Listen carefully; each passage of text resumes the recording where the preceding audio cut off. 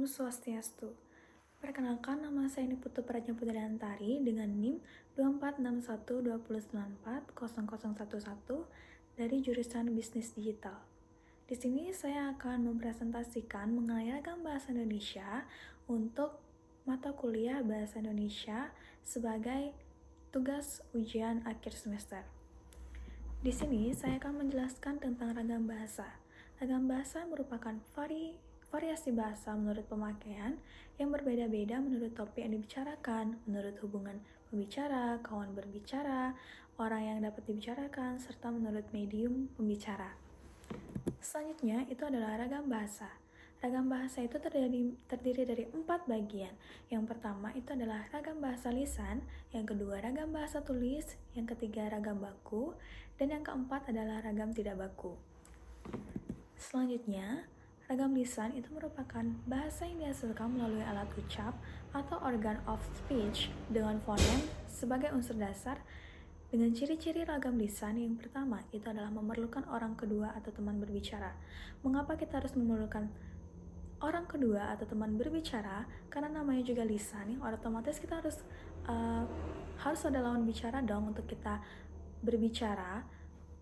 Berbeda dengan tulis, kita itu menulis. Jadi dimana ragam lisan itu kita memang harus membutuhkan teman berbicara atau lawan bicara kita untuk kita berbicara secara lisan. Yang kedua itu tergantung situasi, kondisi, ruang, dan waktu. Yang ketiga itulah tidak harus memperhatikan unsur gramatikal, hanya perlu intonasi serta bahasa tubuh. Mengapa demikian? Nama juga lisan, otomatis kita kayak berbicara itu secara langsung gitu loh. Jadi apa yang ada di pikiran kita itu yang kita keluarkan gitu. Kita hanya perlu memperhatikan intonasi supaya orang itu mengerti dengan apa yang kita sedang bicarakan, dan bahasa tubuh yang kita gunakan supaya orang itu mengerti sama apa yang lagi kita bicarakan. Selanjutnya itu adalah berlangsung cepat. Mengapa berlangsung cepat? Karena mereka tidak ada koreksi gitu loh. Jadi kita ngomong secara langsung dengan apa yang isi di kepala kita itu langsung kita omongkan gitu. Selanjutnya adalah sering dapat berlangsung tanpa alat bantu. Jadi di sini ragam lisan itu yang kita butuhkan itu hanya berbicara dengan mulut kita sendiri tanpa alat bantu apapun. Jadi secara otomatis kita langsung berbicara dengan lawan bicara kita. Yang selanjutnya itu adalah kesalahan dapat langsung dikoreksi. Selanjutnya itu adalah dapat dibantu dengan gerak tubuh dan mimik wajah serta intonasi. Karena ragam lisan ini dengan gerak tubuh dan mimik wajah itu dapat mencerminkan apa yang kita bicarakan supaya para pendengar atau lawan bicara kita itu bisa mengerti dengan apa yang kita bicarakan, dengan intonasi yang kita gunakan itu supaya mereka mengerti dengan apa yang kita bicarakan. Selanjutnya itu adalah dipengaruhi oleh tinggi rendahnya suara. Dengan itu kan kalau kita ngomong secara lisan berarti kita tahu dong orang itu sedang berbicaranya bagaimana, apakah dia sedang marah atau dia sedang bahagia. Itu dilihat dari tinggi rendahnya suara mereka. Selanjutnya itu adalah ragam tulis. Ragam tulis itu merupakan bahasa yang digunakan dengan memanfaatkan tulisan dengan huruf sebagai unsur dasarnya.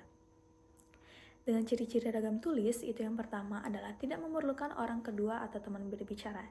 Ya namanya juga nulis, ya otomatis kita ya nulis gitu, nggak perlu namanya orang kedua atau lawan berbicaranya. Terus sifatnya objektif juga.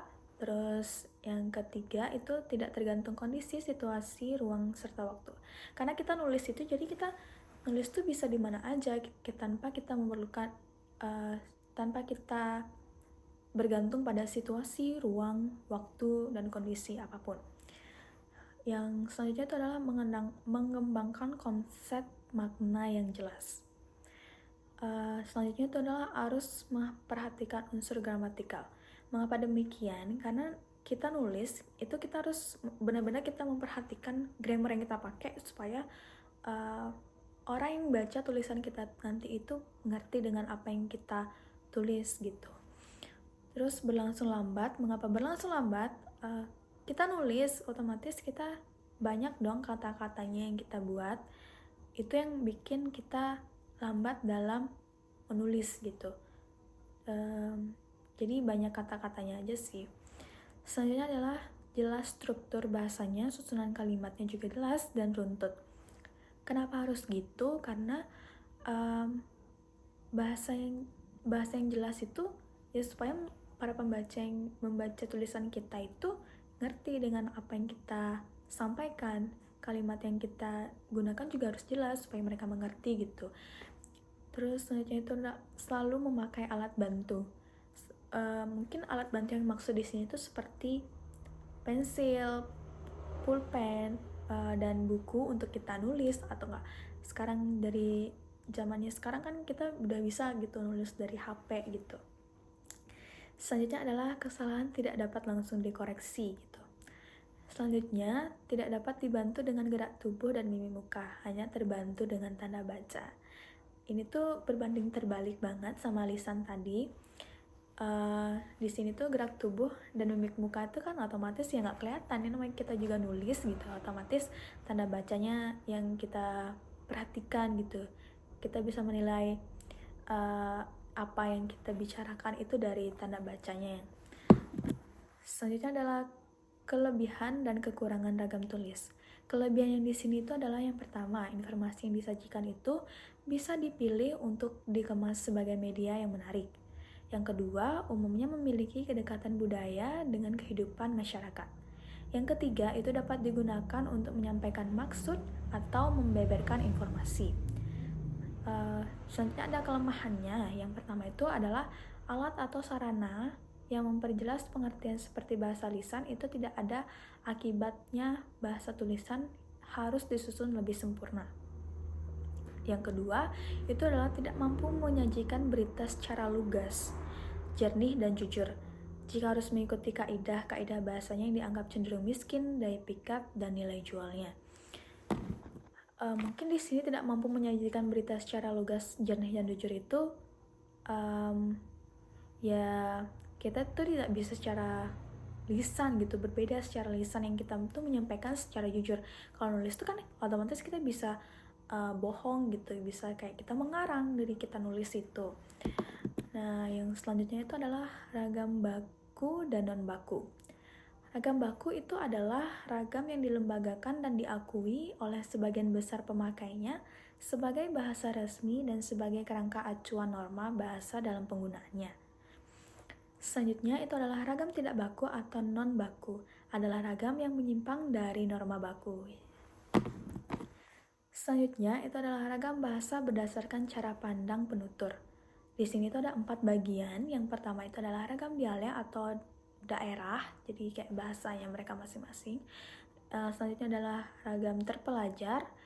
Yang ketiga itu adalah ragam resmi, dan yang keempat itu adalah ragam tidak resmi.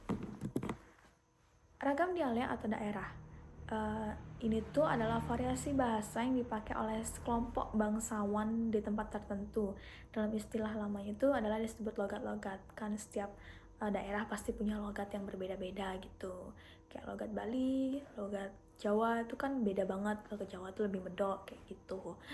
Selanjutnya adalah ciri khasnya tekanan, turun naiknya nada, dan panjang pendeknya bunyi bahasa itu membangun aksen yang berbeda. Kalau misalkan tinggi rendahnya nada, kalau kita marah otomatis itu membangunnya aksen yang berbeda gitu. Kalau di Bali ya kayak gitu, orang marah pasti kelihatan lah orang marahnya itu kayak gimana, orang keselnya itu kayak gimana, itu pasti kelihatan dari aksen-aksen yang mereka gunakan gitu. Selanjutnya itu adalah ragam terpelajar. Ragam terpelajar itu merupakan bahasa Indonesia yang digunakan oleh kelompok penutur berpendidikan tampak jelas perbedaannya dengan yang digunakan oleh kelompok penutur yang tidak berpendidikan. Jadi ragam terpelajar ini contohnya ya, tidak terpelajar itu contohnya video, dia menggunakan huruf P depannya, bukan untuk menggunakan huruf V. Jadi terpelajar tuh ya video gitu, seperti biasa VI, video gitu. Terus tidak terpelajar lagi contohnya seperti film, dan terpelajar itu adalah film. Tidak terpelajarnya kompleks itu menjadi kompleks, pajar pakai P itu menjadi fajar, vitamin. Vitamin itu menggunakan P menjadi pakai V, vitamin yang terpelajarnya. Kemudian selanjutnya itu adalah ragam resmi. Ragam resmi itu merupakan bahasa yang digunakan dalam situasi resmi, seperti pertemuan-pertemuan, peraturan-peraturan, dan undangan-undangan lainnya gitu. Ciri-ciri ragam bahasa resmi itu menggunakan unsur gramatikal secara eksplisit dan konsisten. Selanjutnya itu adalah menggunakan kata ganti resmi, menggunakan imbuhan secara lengkap, menggunakan kata baku, menggunakan EYD, dan menghindari unsur kedaerahan. Selanjutnya itu adalah ragam tidak resmi. Ragam tidak resmi ini adalah bahasa yang digunakan dalam situasi tidak resmi seperti dalam pergaulan, dalam percakapan pribadi, percakapan sama teman-teman, sama keluarga, yang kayak gitu.